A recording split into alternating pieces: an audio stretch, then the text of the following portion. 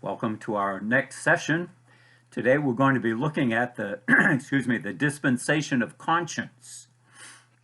And as in each of the other dispensations, we're going to look at the time frame in which it occurred, the new revelation that was given to men in that day, the new responsibilities they had, and also, as is common in every other dispensation, man's failure and divine judgment. So the time frame for this dispensation, it begins with the fall of man. As soon as Adam and Eve sinned, their eyes of their conscience were opened. A new dispensation began. And it goes from the fall of man until the flood in the days of Noah. So that covers in the Bible basically Genesis chapter 4 through chapter 8. And it covers a period of about 1600 years or so. And during that time frame, God was dealing with mankind, in a new and unique way. There were no 10 Commandments. Christ wasn't ruling and reigning from Jerusalem. There was no church. Rather, God was dealing with mankind through human conscience. And that's the way men were to govern themselves. They had an awareness of good and evil. And so as we read through those chapters, we discover, will men be able to produce holiness now that his eyes are opened? And the answer, sadly, is no. So that was the time frame. And there was new revelation given during that time frame. In Genesis chapter 3, and verse 7, there is a revelation of a moral type. And God speaks there of the eyes of their conscience. As soon as they sinned, they ate of the tree of the knowledge of good and evil. Their eyes were opened after they ate of that tree, and now they were opened and they were able to see, they were able to discern, they were able to distinguish between good and evil. They knew nothing. They were completely innocent of evil before that time. But now they experienced evil. They knew good before the fall, but now they know good and evil. And this was due to the temptation of the devil. Satan argued with them that if they took of this tree, they would be like God. And that was presented as a desirable thing. You'll have the same kind of knowledge that God has. You'll be like him. But God said, if you eat of that tree, you shall surely die. So these were two different messages, and Adam and Eve chose to follow the advice of the devil, and they ate of that forbidden tree. And as soon as they did, their eyes were opened, and their hearts instantly felt the pain and shame of sin, and they ran and hid from God, and they covered themselves up with fig leaves. Now they knew, for the first time, experientially, guilt and shame. They were aware of the good that they were now unable to produce and the evil that they were not able to stop producing. And so this was a whole new way of life for Adam and Eve, this awareness of good and evil. Paul speaks about the value and the operation of a conscience in Romans chapter 2, verses 14 and 15. And there he speaks about the ability that God gave to Adam and Eve the moment they sinned to be able to distinguish between good and evil. And their consciences were made alive. And now they were able to feel the pain in the moral realm. And that's what the conscience is. It causes us to feel pain when we have done something that we know is not right. And it's valuable to feel pain. You know, in the physical realm, it's a good thing if you step on a nail that it hurts, because then you can do something about it. If you felt no pain at all, you might just keep walking, and you could get it could become deadly. So feeling pain is good. And for a sinner, it's good that God gave us a conscience that pricks our hearts, that makes us feel guilty and ashamed and discouraged when we commit sin. And so this idea of a conscience is that ability of self-judgment, to judge ourselves. The conscience either accuses us of sin and makes us feel guilty, or it excuses and justifies behavior because we believe it to be right before the Lord. And so that's the nature of a conscience. It's designed to condemn evil and let us know when something is wrong. It's a warning. It's an alarm that goes off. It's God-given, and it tells us that something isn't quite right. It's kind of like the oil light in your car. If your oil light goes off, it's just telling you that something's wrong. It doesn't necessarily, it doesn't fix the problem, and I suppose you could smash the light and get rid of it, and you'd no longer have to worry about oil, or so you think, but it's a warning light, and the conscience operates that way. And we are held accountable for whether we abide by our conscience or not. If we ignore it, we have the freedom and liberty to ignore what our conscience tells us, just like a man has the liberty to ignore the warning light in his car when the oil light comes on, but it's going to come with consequences. The engine might seize up. And there are consequences in our spiritual life when a man ignores the conscience. So it commends that which is good and condemns that which is evil. And this conscience was the ruling factor throughout this entire dispensation, from the fall of man to the flood. That was the rule of life for men in that day.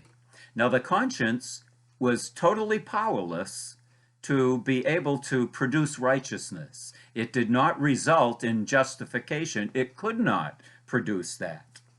But it did distinguish between right and wrong. In Genesis chapter 3, in addition to the conscience hindering sin by giving us that warning signal, so to speak, we also read that the Holy Spirit strove in some way against sin and against sinful men in that day prior to the flood. And so this was the rule of life. Men were to go by their conscience. Now, a conscience isn't perfect.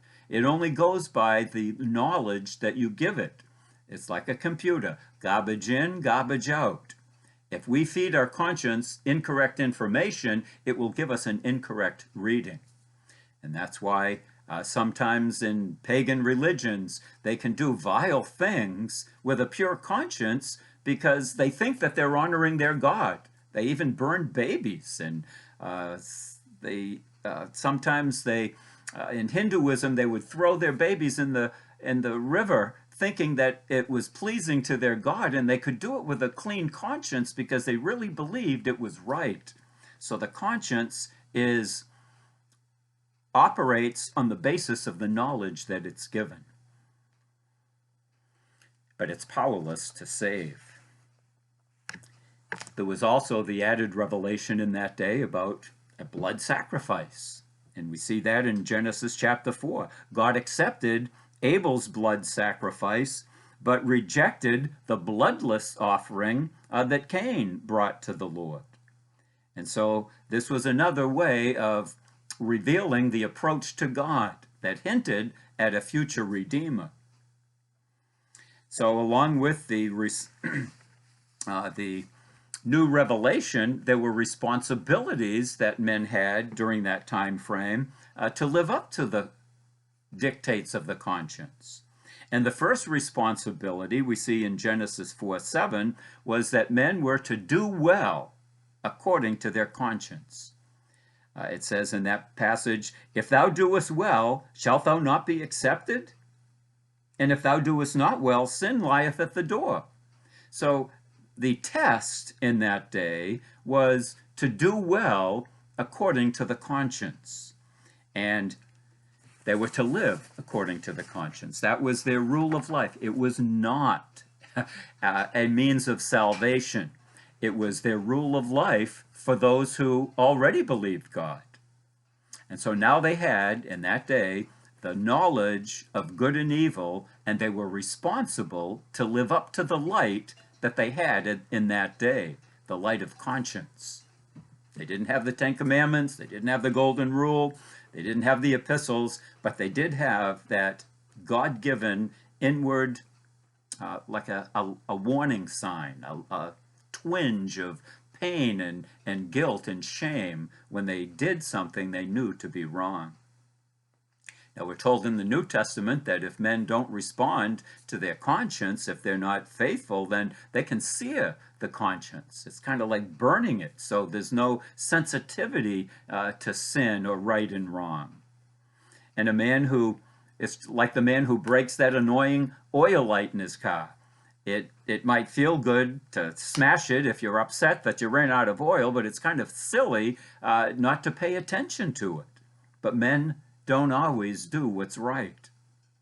Cain did not do well, John tells us in 1 John 3. He didn't believe, but his brother did. And Cain did not respond properly to the warning light of conscience. He refused to come to God God's way by faith through a blood sacrifice. Again, it should be noted that living by conscience was not intended to be a way of salvation. It was simply the rule of life. And in that day and age, if they wanted to be saved, it was just as in any age, like Father Abraham. He believed God, and it was accounted unto him for righteousness. In that day, there were some godly men who believed God, and it was accounted unto them for righteousness. And so in their daily walk with God, they were to be guided by their conscience. And so that was their first responsibility, was to do well according to their conscience. And they were also another responsibility to offer a blood sacrifice. But the failure in that dispensation, every age ends in failure. Their failure was that man did not do well. And that's an understatement if you read through those chapters. The first little baby born murdered his brother. Cain, in Genesis chapter 4, he murdered his brother. In Genesis chapter 6, we read that the wickedness of man was great upon the earth, and every imagination of the thoughts of his heart was only evil continually. There was constant, unrelenting evil taking place all over the globe, wherever man was. And we see also in Genesis 6 that the earth was corrupt before God, and it was filled with violence, murders, violence everywhere. And all flesh had corrupted its way, so this was universal. All flesh was violent and corrupt and evil on the entire face of the world. And so in this second stewardship, the first being innocence, in this second stewardship, conscience, will that cause man to be upright and to lead a holy life? They failed miserably. They were unable to produce holiness. They did exactly the opposite. It was a terrible time on the earth. And it was so bad that the judgment, and here's the next part, the judgment for the dispensation of conscience was God killed every human being on the planet. And there could have been many, many millions of people. Just think they lived near 1,000 years old. And they were producing children, and if you kind of do the math on that, they could have, during that time frame, they could have produced millions of children. And God killed every last one except for one family, Noah and his wife and his sons and their wives. So horrible judgment came in that day, just almost unthinkable if you try to transpose that into today's world. That would be billions of people. And so things were different in the dispensation of conscience. And just think of the drastic change from the Garden of Eden to a whole world that is totally corrupt and filled with violence and evil, and every imagination was only evil continually. What a difference from the innocence in the days of the Garden of Eden.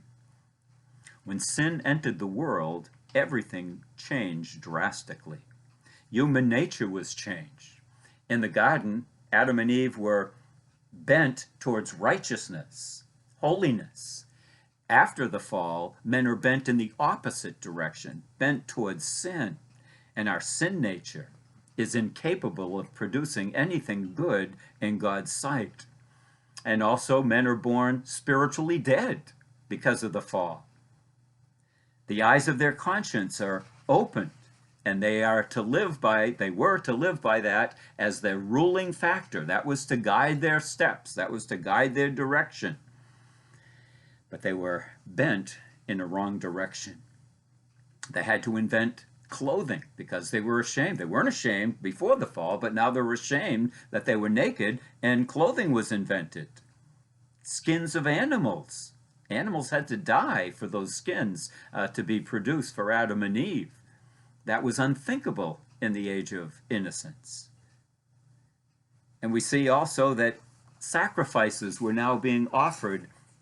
Blood sacrifices were being offered to the Lord. And death dominated that age. You know, we read in Genesis 5, and we're amazed that so-and-so lived 560 years or 980 years, and we're amazed at that. But what we really should be amazed at, what Adam would have been amazed at, is this, that so-and-so lived 960 years, and he died.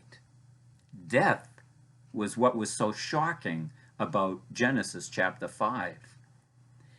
And that was the consequence of sin. So the ruling factor in that day, the light of conscience, it did not produce righteousness or holiness. Men universally rejected the light that they have, and that we see in every age. Overall, men reject whatever kind of light, however much light God gives them. And sin and violence rapidly spread. But thankfully, we do read, now we might not know this from reading in Genesis, but there are 3 men in the dispensation of conscience that are found in the Hall of Faith, or the Hall of Fame, in Hebrews chapter 11. And there we read of Abel, Enoch, and Noah, godly men in a very ungodly day. And that was the dispensation of conscience.